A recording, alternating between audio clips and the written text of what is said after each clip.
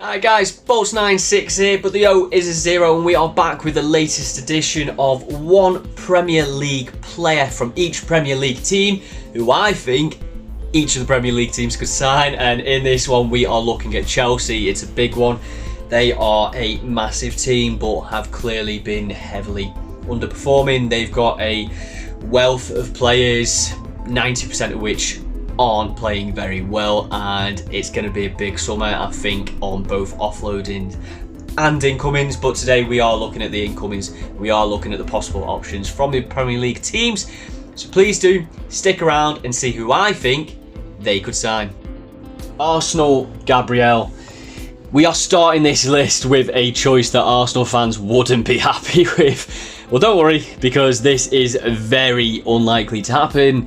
Chelsea have an abundance of players in every position and they aren't exactly short at centre-back either. But of those centre-backs, they have a 38-year-old Thiago Silva and a struggling Koulibaly, who is also ageing.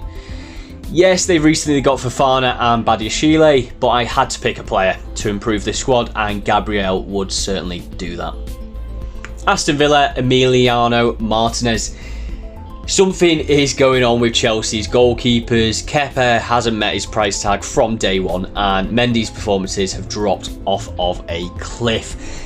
I can see goalkeeper being a position that they look to improve this summer, and there aren't going to be many better goalkeepers that they could get than Martinez.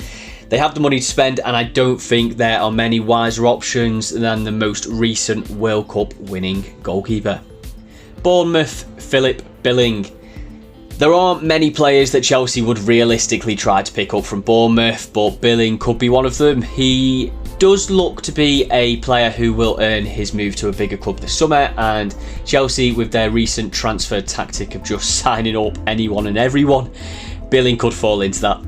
It would probably be of a similar ilk to players like Chukwuemeka, who will unfortunately warm the bench. Brentford, David Raya. Similarly as the Aston Villa pick, there is a goalkeeper here who is of top quality, and that is what Chelsea needs. He won't come cheap, but that doesn't concern Chelsea. He is an improvement on their current options, and he will be in the last year of his contract, so Brentford could look to cash in on him if a substantial offer is made. Brighton & Hove Albion, Moises Caicedo. I did consider picking Robert Sanchez, the goalkeeper, but realistically, all of the big boys are going to be in for Caicedo this summer, and Chelsea are probably going to be one of them. He is a brilliant player and is yet another example of Brighton's fantastic transfer activity over the past few years. Imagine a midfield of Kante, once he's fit, Caicedo and Kovacic or Enzo Fernandez. That would be a midfield to be reckoned with. Crystal Palace, Michael Olise. What a player Olise is, by the way. Pure class, speed, dribbling and a wicked cross. I'd be shocked if there aren't one or two big money offers for Olise in the summer, and Chelsea could feasibly be one of those bidders. It looks like they may lose Pulisic and Ziyech in this transfer window, and although they are still quite stacked for wingers, even with losing them, Olise would be a class signing, and I'd argue on current form, he'd be starting for them. Everton, Ben Godfrey. I picked Godfrey on the Arsenal episode, and I'm picking Godfrey again here. One of Everton's better players and is versatile enough to play across the whole back line. Chelsea have quite an abundance of defenders, but Godfrey is still pretty young. He's homegrown, and with that level of versatility, he would be an excellent option for Chelsea to have in the team. Fulham, João Paulinho. Yet another player who made an appearance in the Arsenal episode and is returning again as a pick for Chelsea. Realistically, there aren't many options I could pick for a transfer from Fulham to Chelsea, and Paulinho is the clear standout. He is a fantastic player. Ability and a doggedness in the midfield will command him a spot in that Chelsea squad. Leeds United, Tyler Adams. If Leeds get relegated, they are highly unlikely to hold on to Adams. He should be playing for a mid-table team at the least, and so he would be on the way out. Chelsea are stacked in central midfield, but to be fair, Zachariah's loan will end, Loftus-Cheek will likely be let go, and I could see Gallagher trying to force a move away for more playtime at this point in his career. If all of these three players do leave, they will likely need to bring in at least one midfielder to help out that depth, and Adams would be good enough for that. Leicester City, Timothy Castagne. Chelsea could probably do with more cover at right back. The main man, Reece James, has been known to have a couple of long-standing injuries so far in his career, and Azpilicueta is on his way out either in this summer or the next. Castagne is a very good player and will be an excellent option to back James up or to slot in when he is injured. Castagne might not want to be second fiddle as he is good enough to be starting for most Premier League teams, but if Chelsea came in offering him big money, he'd probably take the jump, particularly with the added chance of being able to play in the Champions League, if not next season, at least the one after that. Liverpool, Naby Keita. It looks like Naby Keita's contract is not going to be extended this summer and he will be available on a free. His career at Liverpool has been very hit and miss, with injuries massively curtailing that, but when he is on form, he is actually a really good player. Chelsea don't necessarily need him, but there aren't many realistic transfers Chelsea could get from Liverpool, and Keita is at least of a good enough quality to add some competition in that Chelsea midfield. Manchester City, İlkay Gundogan. As of the time of recording, Gundogan will be available on a free in the summer. I emphasise that because Gundogan is Pep's favourite child and I can't see them not giving him a contract extension. If, on the off chance he is available though, Chelsea should definitely get him in. He's a class player and his age isn't really a factor in this debate because of his quality. If it wasn't for Gundogan last season, City wouldn't have won the league. Simple as that. His ability generally is fantastic, but his goal scoring capabilities are second to none for a midfielder, and Chelsea are in desperate need of that. If they could get him in on a free for a couple of seasons, he'd be a fantastic option for them. Manchester United, Anthony Martial. Bit of a tough one this. There aren't many players I'd see Chelsea getting, so I've gone for Martial. Bit of a wild card, but Chelsea do need strikers. Lukaku will be back from loan, but it doesn't seem that they want him, and their current numbers are slim. They probably need to get more of a star striker in there, but if you were looking at the options at Manchester United, he is probably the best one that Chelsea could realistically pick up. And if they got him playing well, he would grab goals. Newcastle United, Nick Pope. Struggled with this one, to be honest, so I've gone for the third goalkeeper of this list, who I think would be an upgrade for them. Nick Pope is a brilliant goalkeeper who actually feels a bit underrated for just how good he actually is.